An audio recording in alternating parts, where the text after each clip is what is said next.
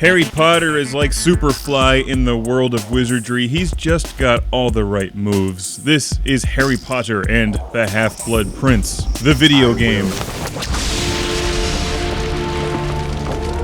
Fans of the Harry Potter series should rejoice. You have a very well-made video game here based on your favorite character and a number of other characters in the Harry Potter universe.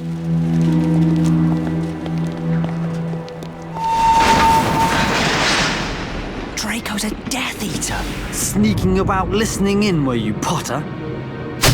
You do not kick Harry Potter in the head and expect to get away with it. This is the Xbox 360 version. This is also on PS3, Wii, and numerous other game consoles. I'll also be reviewing the Wii version. Let's take a look at our main man Harry Potter here, who is starting to seem a bit like Matthew McConaughey's character in Dazed and Confused. You move Harry around using the left thumbstick, and you can also move the camera around holding down the right trigger and the right thumbstick. We'll be putting everyone through a series of challenges to select Gryffindor's Quidditch team. But know this, just because you made the team last year does not guarantee you a spot this year. Oh yeah? Does that include you too? Don't be dense, he's the captain. Doesn't mean he's still a good seeker, does it? Actually, yeah, it kind of does. It's my book, and movie, and video game. If it's anything these guys should learn, it's don't mess with the title character of a series. It's not like Harry Potter is going to lose. That would be like a Harry Potter book not selling well. And for players of this game, you're not going to lose either. It's not a terribly difficult game for experienced video gamers or parents playing with their kids, if you actually play a lot of video games. It's meant for a younger audience, so it's definitely on the easier side, and if you don't pass a challenge or if you lose an event, it immediately restarts you with a very short load time, so it's not a frustrating game by any means. There's ample help and tutorials to get you up to speed, and I like the fact that when you're trying to get from one place in the castle to another, that if you hit the select button, that ghost, that Nick guy shows up and guides you where you need to go. That's extremely well done, because it's like a city, and it takes a while to figure out where you're supposed to go in this place. It's so large. So Nick is like a GPS, if a GPS was a ghost running in front of you, giving you some hints and pointers along the way. What we're watching here is something you'll be doing a lot in Harry Potter and the Half-Blood Prince, mixing potions.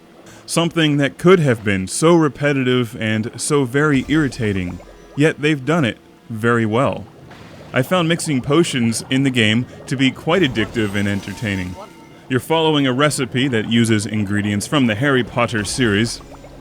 On the right side of the screen, it's showing you the recipe, telling you what it is you're supposed to add, what ingredients, and generally you're stirring or boiling or adding things until it turns a certain color. And as long as you know the colors of the rainbow and the order, then you'll have no problem with this one. But that doesn't stop it from being fun, because you're also being timed. And if you make a mistake, something horrible happens and the room fills with smoke and everyone turns into a newt. But they get better. Actually, if you make a mistake, it just restarts you at the beginning and you get another chance. Seriously, I thought this was going to be the dumbest part of the game, and it turned out to be one of my favorites.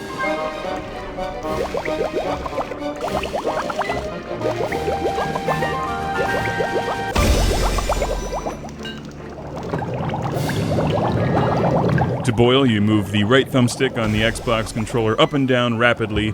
To stir, you rotate it in a counterclockwise direction. You grab items with the A button and then pour them in with the right thumbstick. The designers of this game have shown a lot of creativity in how they use the Xbox 360 controller for a variety of gameplay functions.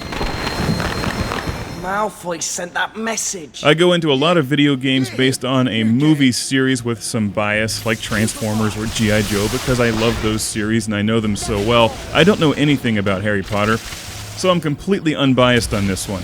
And I have to tell you, this is an extremely well-made game that's totally playable. It would not be my first choice of game to play because RoboCop is not in it, but RoboCop can't be everywhere at once. Detroit needs him. What we're watching now is dueling, a fighting combat part in the game. This is a lot of fun. Throughout the game, you learn various magic fighting moves, and they teach you how to do them, and then you can apply them to your next battle. The control system is extremely intuitive. I like to play very aggressively, like the Emperor from Return of the Jedi. I would freeze people and then run up on them cackling while I electrocuted them.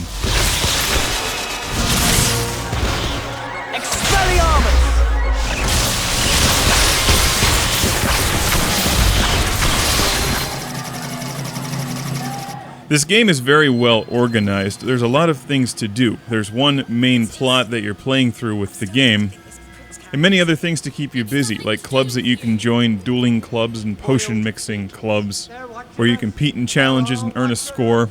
There's crests that you can run around and collect and find hidden all around the castle. The castle and grounds are huge, so there's lots of places to explore. You can pick up benches and throw them around and knock crests off the wall and pick up flower pots and hurl them at people. Innocently, though, you can't knock them over, the people. I tried several times. And what is this called? Quidditch? It just reminded me of speeder bikes from Return of the Jedi. Everything kind of reminds me of Star Wars. In fact, I was wondering why Harry could levitate benches and not people, which I also tried. Apparently, magic is far less effective than the Force.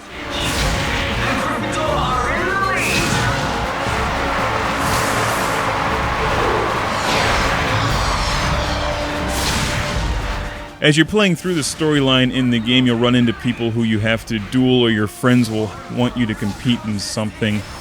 Occasionally, you will play as a character other than Harry Potter, but for the most part, you're playing as Mr. Potter. I'm not a big fan of animated cutscenes, but the ones in this game are extremely well done, way above average, and the dialogue is excellent. They do a nice job moving the story along.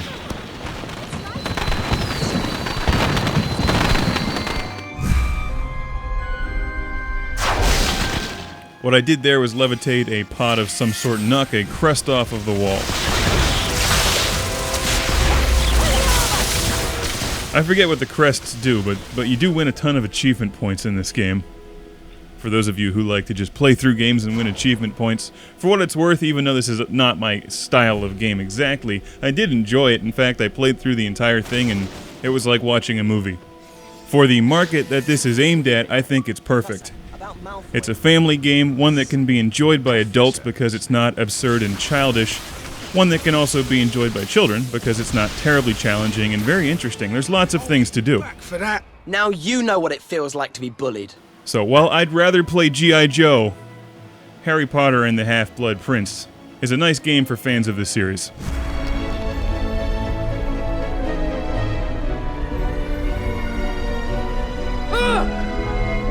Ooh.